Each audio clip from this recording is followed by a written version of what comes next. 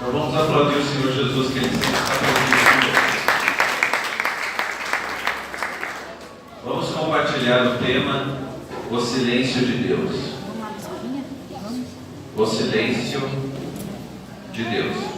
Peço que você abra, por favor, então, Mateus capítulo 15,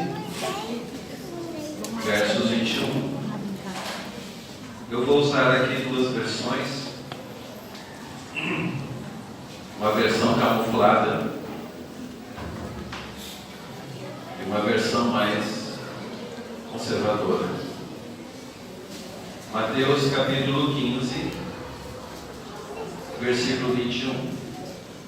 Entre Malaquias e Mateus, na primeira aliança, o último livro é Malaquias.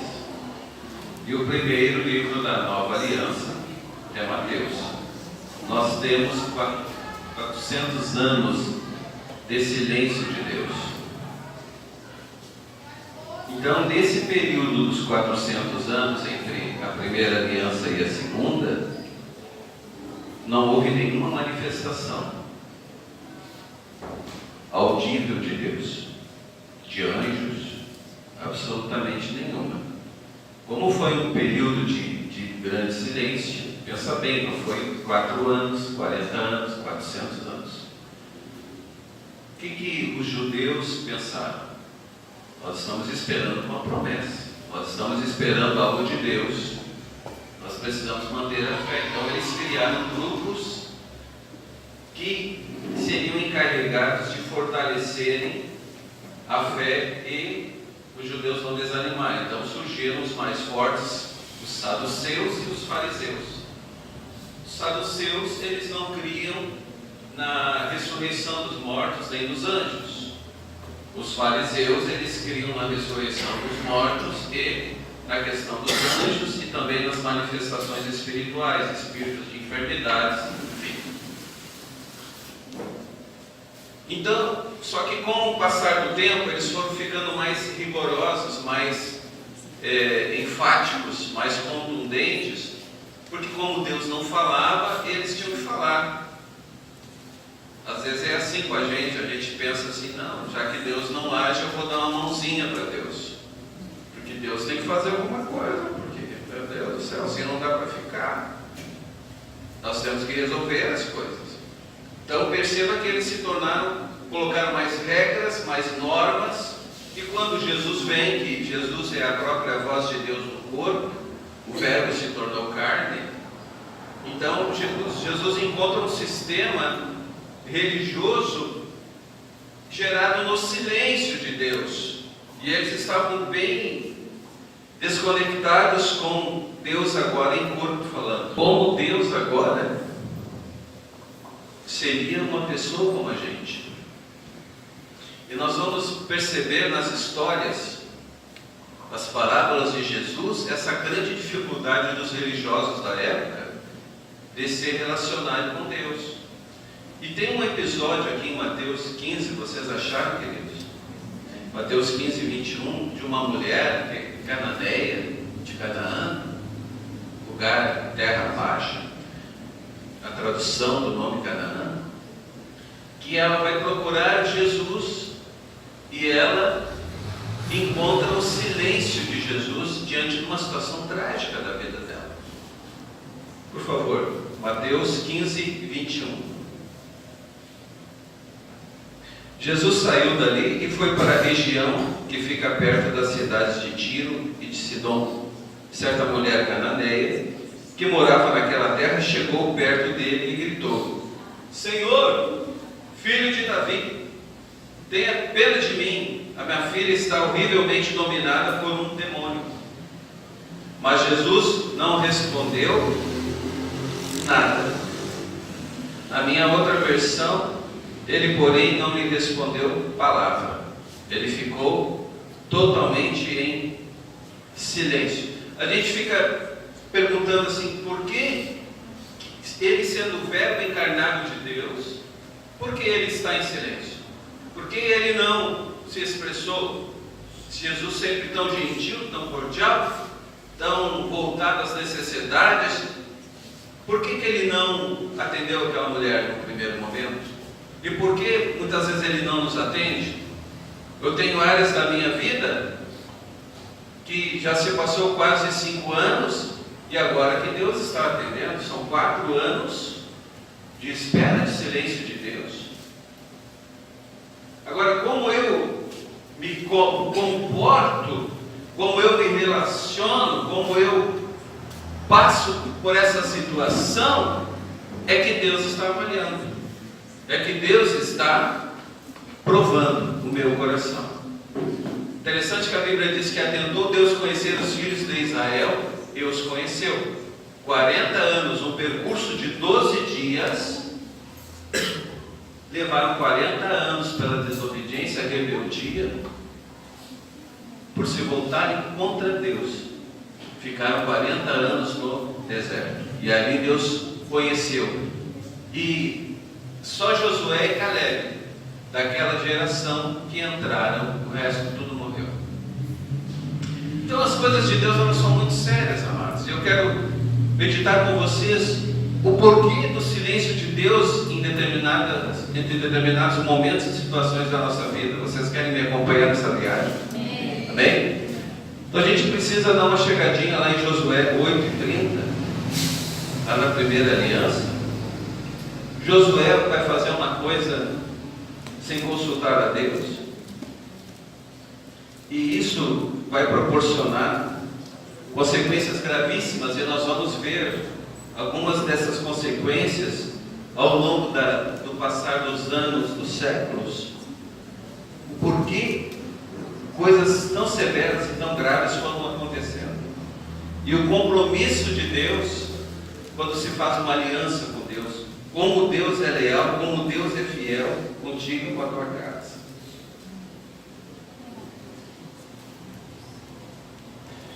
Josué 8:30-36. Importante você achar aí. Todos acharam? Amém? Amém? Glória a Deus.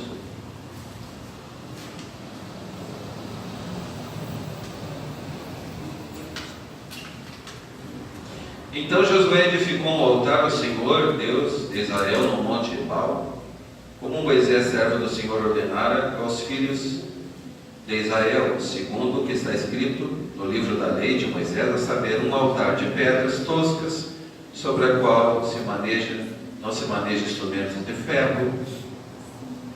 Enfim, sobre ele ofereceram holocaustos ao Senhor e apresentaram ofertas pacíficas. Agora vamos ao 9, versículo 1. Sucedeu que, ouvindo isto, todos os reis que estavam daquém do Jordão, nas montanhas e nas campinas, em toda a costa do Mar Grande, defronte do Líbano, os heteus, os amorreus, os cananeus, os ferezeus, os heveus, os jebuseus, se ajuntaram eles de comum acordo para pelejar contra Josué e contra Israel. Os moradores de Gibeão, preste atenção nesse nome, porém, ouvindo o que Josué fizera com Jericó e com Ai, usaram de estratagema, e foram e se fingiram de embaixadores, e levaram sacos velhos sobre os seus jumentos, e odres de vinho velhos, rotos e consertados, e nos pés sandálias velhas e remendadas, e roupas velhas sobre si, e todo o pão que traziam para o caminho era seco e bolorento. Foram ter com Josué ao arraial, a Gilgal. Gilgal quer dizer círculo. Não tem ideia de começo e fim, mas tem ideia também de aliança, de pacto. E foram ter com Josué ao arraial de Gilgal, e lhe disseram, a ele e aos homens de Israel, chegamos de uma terra distante. Estavam mentindo. Fazei, pois, agora aliança conosco. E os homens de Israel responderam aos heveus, porventura habitais no meio de nós? Como, pois, faremos aliança convosco? Então disseram a Josué, somos teus servos. Então lhes perguntou Josué, quem sois vós, de onde vindes? Responderam-lhe, teus servos vieram de uma terra muito distante, por causa do nome do Senhor teu Deus, porquanto ouvimos a tua fama e tudo quanto fez no Egito. Olha o 14. Então os israelitas tomaram da provisão e não pediram conselho ao Senhor. Josué concedeu-lhes paz e fez com eles a aliança de lhes conservar a vida, e os príncipes da congregação lhes prestaram juramento. Ao cabo de 3 dias, depois de terem feito a aliança, ouviram que eram seus vizinhos e que moravam no meio deles. Então a situação é a seguinte, irmãos: Josué vem com o seu exército, destrói Jericó, destrói Ai, uma outra cidade poderosa. Os gibeonitas ficam sabendo que eles são os próximos. Agora, por que Josué vem combatendo com esses povos? Porque, voltando um pouco, lembra quando Deus disse para Abraão já idoso, sai da tua parentela, que eu farei de ti uma poderosa nação? Abraão desce justamente para Canaã, e Deus dá a ele todas aquelas terras. Lembra quando Jacó, a fome na terra, e os irmãos de José vendem José e ele vai para o Egito? Lá no Egito, José se torna o segundo homem mais poderoso da terra.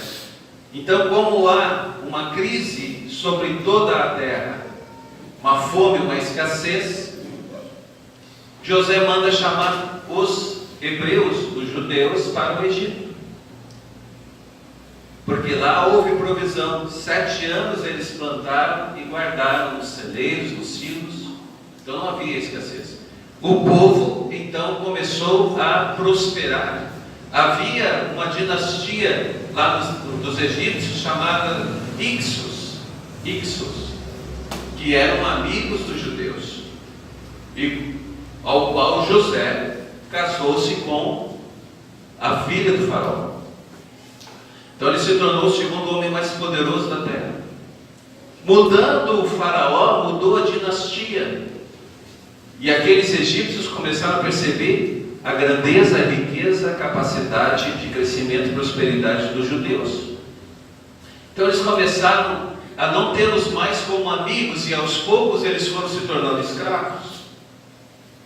Quando chega nessa dinastia em que Moisés é então o filho de Faraó, filho da filha de Faraó, irmão de Ramsés, que quer dizer irmão de Moisés.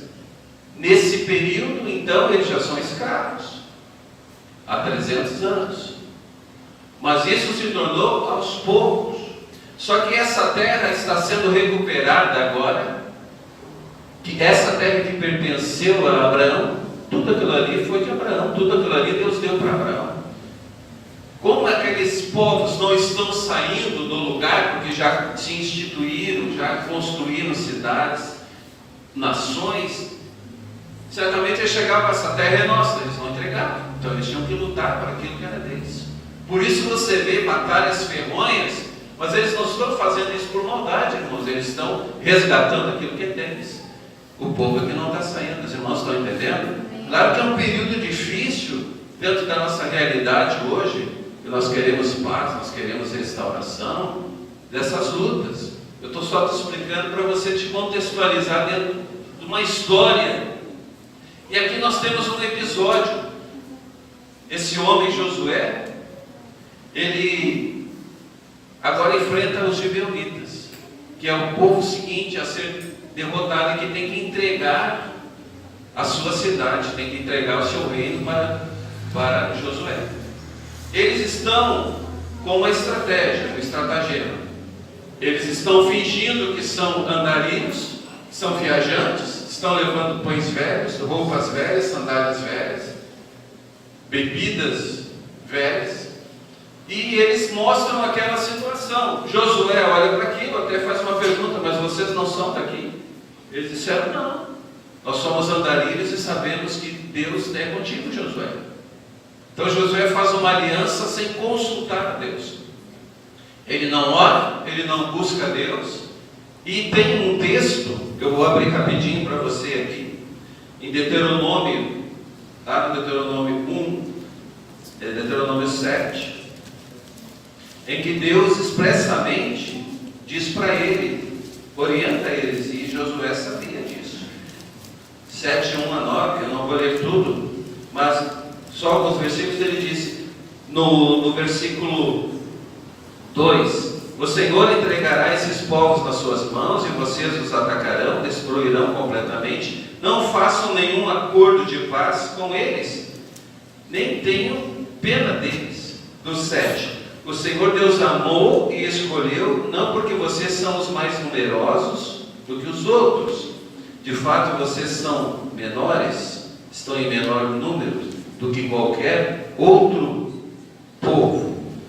Lembre que o Senhor nosso Deus é o único Deus. Ele é fiel e mantém a sua aliança. Ele continua a amar por 1000 gerações aqueles que o amam e obedecem aos seus mandamentos. Porém, ele castiga severamente aqueles que o desprezam.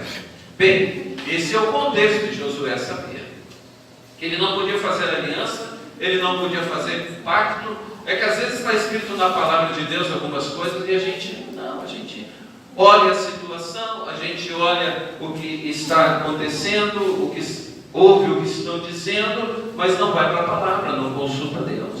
O que é consultar a Deus? Ir para a palavra.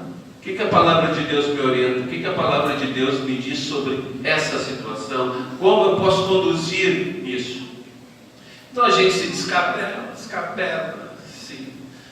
fica ansioso, preocupado e faz alianças e pactos, às vezes, inadequados.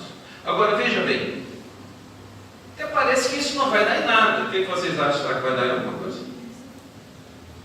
Não, só foi um crente enganado. Coitado. Será que o pacto que ele fez, as alianças que ele fez com aquele povo, ele foi enganado? Tadinho dele. Vamos orar para que Deus ajude ele. Ele fez algo sem consultar a Deus. Não tem nada de coitadinho.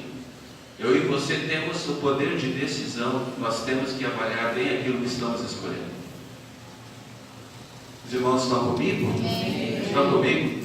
Então, veja bem a importância das minhas e das tuas escolhas. Ele fez um acordo com os gibeonitas. Olha comigo ali em 1 Samuel, capítulo 13, que Saul fez. Saul fez uma coisa muito séria. Ele, em 2 Samuel, ele manda matar os gibeonitas, né? E esse povo que enganou Israel, o que ele fez? Ele disse: não, vou resolver isso. Só que eles tinham feito um pacto, uma aliança. Mesmo errado, Deus honra aquilo que você decide. Isso é muito sério. Mas não era de Deus essa situação. Mas não era de Deus. Mas se tu escolheu, irmão, fica valendo. Então não tem mais aquela história. Não tem mais aquela situação. E agora o que vai ser? Está definido, é pacto, é aliança. Deus está contigo. Olha só o que diz 1 Samuel 13. Vamos buscar entender na palavra de Deus a importância disso. 1 Samuel 13, 5 a 14. Tem alguns versículos aqui que eu vou ler com você a partir do 6. Os israelitas perceberam que estavam sem saída e numa situação muito difícil. Alguns se esconderam em cavernas e em buracos, e outros entre rochas e em covas e em poços. Outros ainda atravessaram o rio Jordão e foram para a terra de Gade e de Gileade. Saul havia ficado em Gilgal, o mesmo lugar aquele dos gibeonitas, círculo, aliança.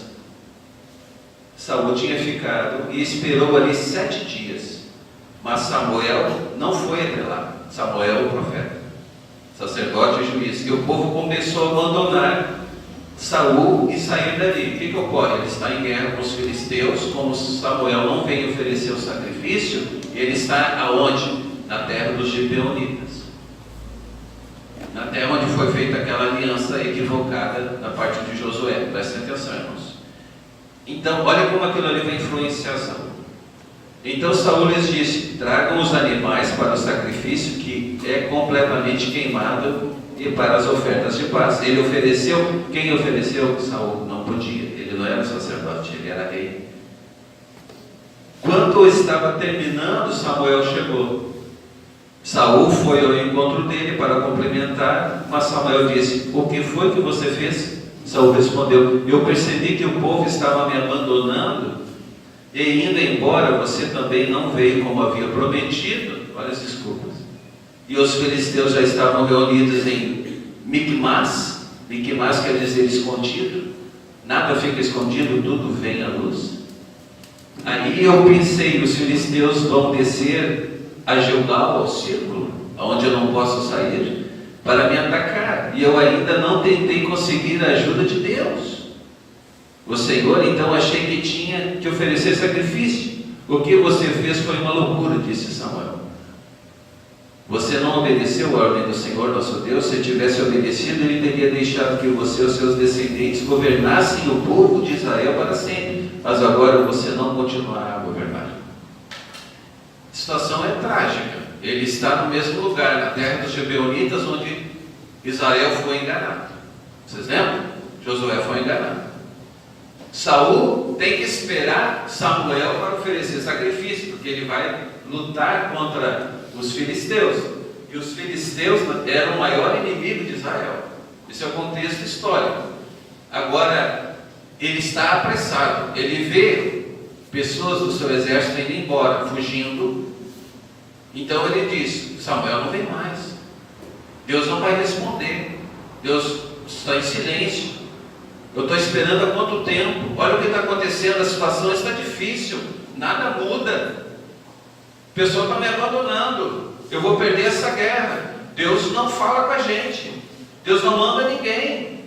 Eu acho que Deus desistiu de nós, então eu vou fazer. E ele não podia. Só na graça agora. Na graça nós somos reis e sacerdotes. Você se oferece como sacrifício vivo e tem autoridade real. Naquela época não. Rei era rei, sacerdote, sacerdote. Então, quando o sacerdote, que é Samuel, chega, Saul está terminando o sacrifício. E Samuel diz: que loucura que tu fez. Agora Deus te rejeitou. Tu vai ser banido da terra. Tu não vai seguir governando com a tua família. A partir de agora tu está amaldiçoado. Tu te precipitou numa coisa, tu tomou uma decisão que nem Josué, gente, sem consultar a Deus. Ele não podia fazer aquilo. Eu só quero que você analise um pouco o teu contexto de vida e o meu. Nós temos tomado alguma decisão sem consultar a Deus? Nós temos nos precipitado em algumas escolhas? E aquilo que parece estar escondido, que ninguém vê, será que Deus não está vendo? E a gente continua fazendo as coisas porque a gente acha que está escondido? E isso não está trazendo impedimentos sobre toda a nossa família e sobre toda a nossa vida? Será que esse problema continua porque Deus é ruim? Ou porque Deus está em silêncio? Ou porque eu e você não nos posicionamos e não consultamos a Deus? E não vamos à sua palavra, não compartilhamos com a liderança, no congregar ficamos indiferentes ao que Deus está falando, não valorizamos aquilo que Ele constantemente está nos orientando. Isso tem consequências. Estou mostrando para vocês aqui. Josué fez uma aliança com um povo que era para ser banido, e agora esse povo está presente, e isso está influenciando Saul. Caiu um rei, gente, caiu uma liderança de Israel influenciado nesse ambiente. Consequentemente, um pouquinho mais à frente, por favor, 2 Samuel 21, a gente vai precisar pegar mais essa referência para você ver a relevância das tuas e das minhas decisões em meio a situações de pressão, onde a gente olha assim: pá, eu vou ter que tomar essa decisão. Não tem que tomar. Pá, mas tem que ter pressa. Mas não tem que ter pressa. Que pressão é essa? Que não pode esperar um pouco, que não pode esperar Deus, que não pode esperar o sacerdote, que não pode esperar. Que loucura é essa? Foi o que Samuel disse: que loucura que tu fez, Saul? Tu está doido? Perdeu o senso da coisa. E às vezes a gente anda assim: não, porque tem que fazer, porque tem que resolver, porque tem que. Não tem, irmãos? Te acalma. Vamos escutar Deus e a sua palavra. Hoje Deus está falando contigo. Amém. Glória a Deus. Então, segundo Samuel 21, eu preciso ler aqui, me acompanhe, por favor. Durante o reinado de Davi, houve uma grande fome, uma grande crise, uma grande dificuldade, que durou 3 anos seguidos. Por isso Davi consultou quem? A Deus, o Senhor, e ele respondeu que quando você busca a Deus, Deus fala contigo, amém? Porque seus olhos, seus ouvidos não estão encravados, nem seu braço, para que não possa nos abençoar, não possa nos ouvir. Saul e sua família são culpados de assassinato. Ele matou o povo de Gibeão. Olha aqui, 3 anos de fome em Israel. No caso de Elimeleque, lá de Ruth, voltando um pouco à frente, Elimeleque, na crise em Belém, ele vai embora com a família, não consulta Deus, não ora nem nada. Davi, que quer dizer amor, relacionamento, afinidade, intimidade, foi consultar a Deus. Deus, o que está acontecendo? 3 anos de fome, isso não é normal. Que crise, que dificuldade, o que aconteceu, Deus? E Deus falou com ele: Saul e a sua família são os culpados. Saul já tinha morrido, porque eles assassinaram quem? Os gibeonitas, aqueles que Josué lá no passado fez aliança indevida com eles. Mentiram para o crente, enganaram o cristão, enganaram aquele povo, e agora, porque Saul quis resolver do jeito dele, Deus mandou fome para a terra. Mas por que Deus faz isso, se ele só queria ajudar? Saul só queria ajudar a acabar com a gente. Por que Deus está mandando? Deus está mandando fome para a terra. É Deus, que não é o diabo, é Deus. 3 anos de fome, de crise, até que alguém que ama foi na presença de Deus e disse: não, isso não pode, o que está acontecendo, Deus? Aí Deus diz assim: Saul e a sua família assassinaram os gibeonitas. Josué fez um pacto com eles. Eles mentiram para Josué, mas Josué, eu honro não os gibeonitas, Josué. Deus te honra. Se tu fizer escolhas corretas, até depois que a gente partir para a glória, Deus vai continuar honrando você, teus netos, teus bisnetos. Então, tuas decisões, elas não são só para agora. E também não te apressa. Não põe os pés pelas mãos. Outra frase xarope: não põe a carroça na frente dos bois. Não acelera as coisas. E aqui Deus, olha, a crise é o seguinte: tem fome, tem escassez, não está acontecendo nada de bom na vida de vocês, porque Saul, o outro rei, que eu rejeitei, porque também lá no meio dos gibeonitas resolveu fazer algo que não tinha que fazer. Ficou pressionado, precipitado, com pressa. Ficou com pressa. Tomou uma decisão errada. Agora, olha só. Vocês estão comigo? Estão entendendo a questão histórica? Então o povo de Gibeão, que não era israelita, não era nem da família deles, mas porque Josué fez um pacto, mesmo enganado, fez uma aliança. Eles eram um pequeno grupo de amorreus que os israelitas tinham prometido proteger, mas Saul havia tentado acabar com eles por causa do interesse dele pelo bem do povo de Israel e de Judá. Saul queria ajudar Israel e Judá, gente. Saul era um cara legal, um cara bom, quis tomar uma decisão boa. Só que Josué prometeu proteger o povo.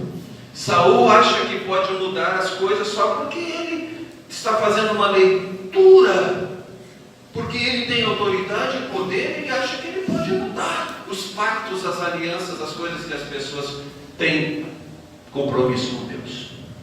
Porque Deus tem um compromisso com Josué, Deus está mandando fome para a terra, e aquilo era para ajudar Israel. Quanta coisa que a gente faz, que a gente pensa, que a gente diz, não, isso é para ajudar. Eu só queria ajudar. Aí vai tomar uma decisão daquelas terríveis, que Deus manda uma crise, uma dificuldade. Hoje é noite de ouvir Deus. Sua palavra. Deus está em silêncio, irmão. Está ouvindo a palavra, querido? Se tem alguma coisa na tua vida, vai pedindo perdão. Vai te acertando com Deus. Deus, eu me precipitei. Deus, eu me equivoquei. O que tem, gente? Nós nos humilhamos diante do Todo-Poderoso. O que tem? Nós pedimos perdão. Não arranca pedaço. O que Deus vai fazer é restaurar a nossa vida. E às vezes, quem sabe, pessoas da nossa família, né? A gente não sabe, se envolveram com pactos, alianças aí. E hoje coisas estão se repetindo. Hoje é noite de nós orarmos, pedirmos você e repreender. Mas tu precisa entender isso, sabe por quê? Porque você vai fazer parte desse momento de unção, que é uma capacitação especial permanente. Você vai receber isso e você vai dizer: Deus, eu me arrependo de todas as escolhas precipitadas que eu fiz, de todas as carroças que eu coloquei na frente dos bois, de tudo que eu quis fazer do meu jeito, só porque eu achava que tinha que ser do meu jeito. E isso pode ser o motivo dessa crise, dificuldade, escassez, limite hoje. Eu me arrependo. Só que tem que vir uma tristeza para haver uma transformação. Não, tá. Pode ser, não sei. Não, aí não resolve. Tem que haver uma tristeza, um luto, para que haja uma mudança, um agir transformador de Deus. Olha o 4. Então Davi chamou o povo de Gibeão e disse: o que posso fazer por vocês? Eu quero pagar pelo mal que lhes foi feito, para que assim vocês abençoem o povo de Deus. Ai, gente. Agora é esse povo que tem que abençoar o povo de Deus. Estão entendendo? Estão entendendo? Eles mentiram no passado. Eles enganaram no passado. Saul perdeu o reino por causa disso, tentando ajudar Israel, Judá. E agora há uma crise porque Saul se precipitou. E Davi, que quer dizer o amor, porque só o amor entende isso. Isso é uma doideira, gente. Está dizendo para eles: escuta, como é que vocês podem nos abençoar? Um povo que enganou, que mentiu. Por isso que a gente não entende certas coisas de pessoas, e que a gente não perdoou ainda, é que pode estar nessas pessoas, nessa gente, nessas famílias, a bênção de Deus para a gente. Olha o que Davi, o rei, está dizendo: gente, nós precisamos da bênção de vocês. O que eu tenho que fazer? Bem, eles vão pedir coisas terríveis aqui. Eles vão pedir pessoas.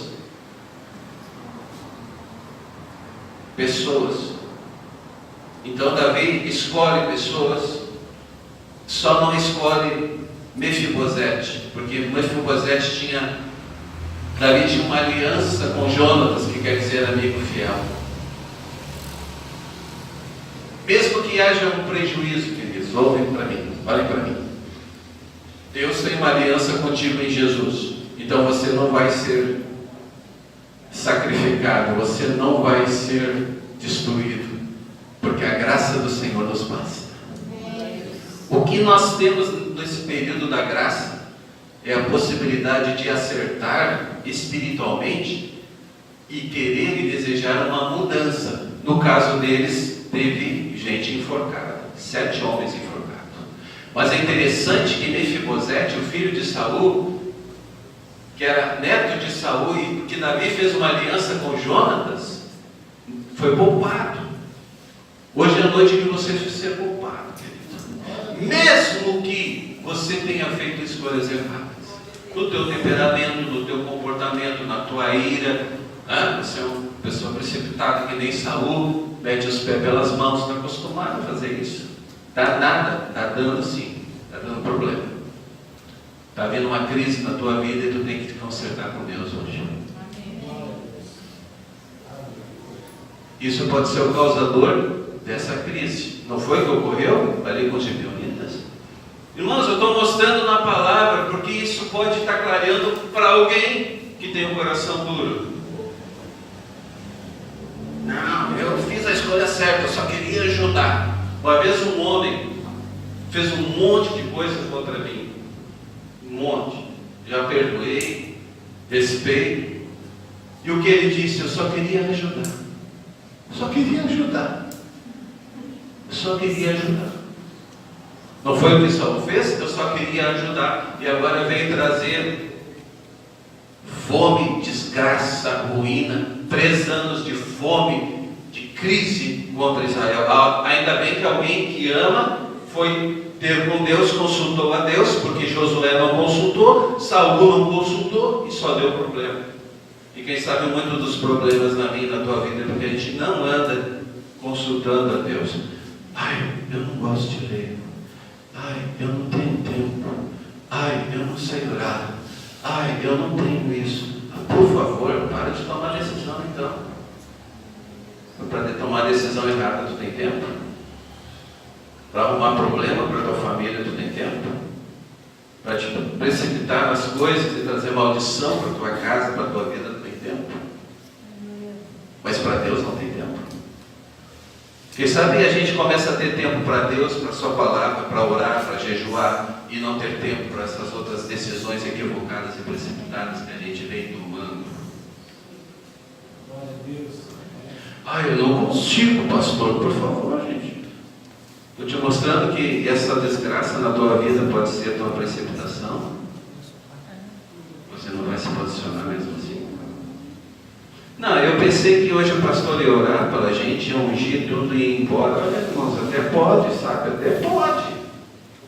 Mas se Deus está te dando uma palavra para te posicionar, se arrepender por decisões que você tomou equivocadas e hoje tem dificuldade, é por aí o caminho. Amém? Amém? Então é noite da gente se tratar de humilde, manso e dizer: Deus, é comigo, eu vou me render, vou me jogar aos teus pés. Se eu me equivoquei, eu quero acertar, porque eu quero a tua bênção, eu quero uma mudança na minha vida. A palavra está me pegando, glória a Deus, me enquadrou, me botou numa sinuca de bico, é comigo? Glória a Deus, que bom que Deus não está mais em silêncio. Que aleluia!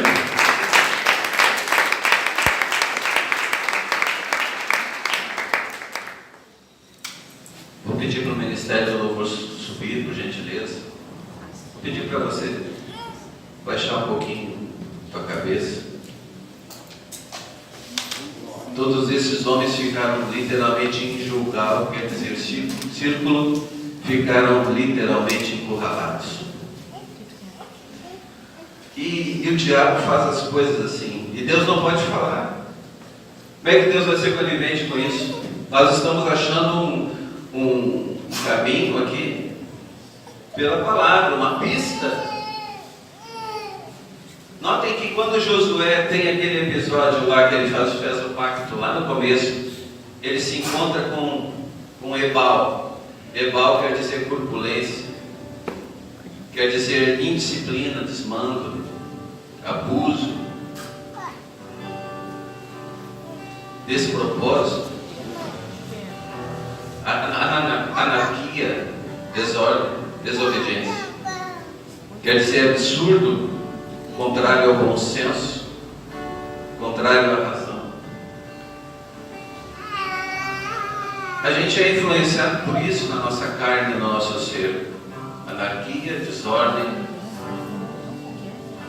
falta de organização, contrário à razão, bom senso. Não pensa que essas decisões precipitadas, elas têm bom senso. Elas poderiam pelo menos ter bom senso, né? Mas não tem. Elas não têm bom senso, são abusos. E esse era o ambiente que estava Josué.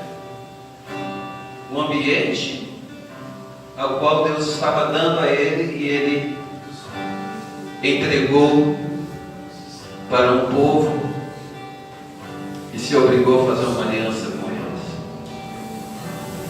Voltamos a Jesus ali no Mateus capítulo 15, para encerrar. Ele, porém, não lhe disse nada, nenhuma palavra. E os seus discípulos, aproximando-se, rogaram-lhe: despede essa mulher, pois ela vem gritando atrás de nós. Mas Jesus respondeu: não fui enviado senão para as ovelhas perdidas na casa de Israel. Porque Jesus falou isso? Porque os gibeonitas não eram da família de Israel. E eu te provei ele. Embora não sendo da família de Israel, eles tiveram que abençoar Israel, porque Deus tinha uma aliança com Israel. Só que eles trouxeram muito prejuízo, muita dificuldade. Jesus sabia daquilo e Jesus ficou em silêncio, porque Jesus agora ia perdoar essa situação definitivamente. Mas Jesus respondeu: não foi enviado senão as ovelhas perdidas da casa de Israel. Ela, porém, veio e o adorou. A gente resolve hoje com adoração, dizendo: Senhor, me socorre. Porque um pedido assim Deus não despreza. Então ele respondeu: não é bom tomar o pão dos filhos e lançá-lo aos cachorrinhos? Ela, contudo, replicou: sim, Senhor, porém os cachorrinhos comem das migalhas que caem da mesa dos seus donos. Em nenhum momento ela disse: olha, Davi pediu a bênção, propôs para nós, para os gibeonitas. Nós ajudamos. Não, ela não entrou em nenhuma questão. Ela estava ali com necessidade. E ela tinha um histórico ao qual Deus silenciou. Mas ela luta pela filha, ela luta pela situação, e ela disse. Então Jesus disse: ó mulher, grande é a tua fé, faça contigo como queres. E desde aquele momento sua filha ficou sã.